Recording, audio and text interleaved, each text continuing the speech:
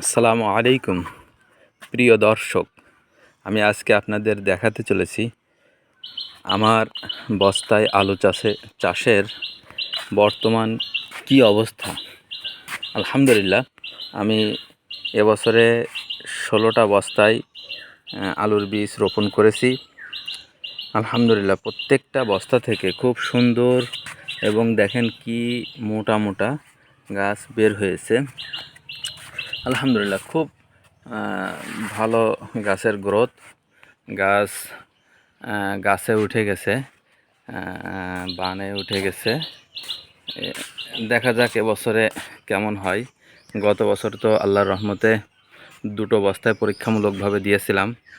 তো একটা বস্তাতে 9.5 কেজি আর একটাই হয়েছিল 3 কেজি। এবছর দিয়েছি 16টা বস্তায়।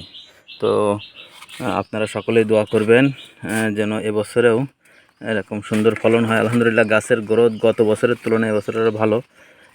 এই বস্তার এই মাটিতে গোবর, ছাই এবং বেলে মাটি মিক্সার করে বস্তা ভর্তি করা হয়েছে এবং পরীক্ষার জন্য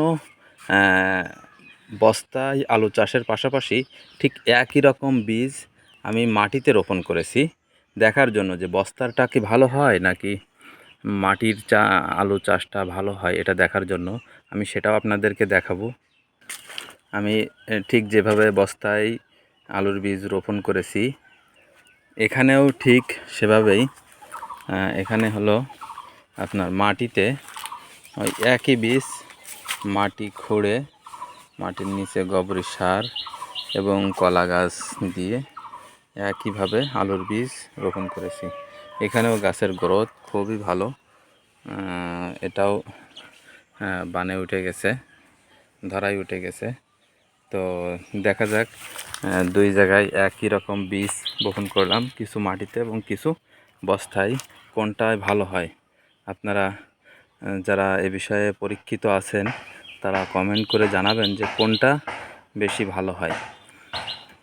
আমার কাছে মনে হয় যে মাটিতে আলু তোলাটা কষ্টকর। আলু তুলতে গেলে বেশি লেবার খরচ হয়।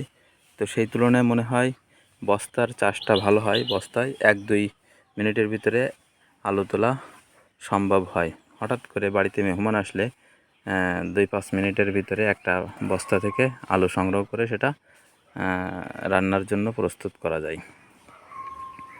তো দেখতে থাকুন, ইনশাল্লাহ আমি আমার আলু চাষের সকল আপডেট আপনাদেরকে দিব।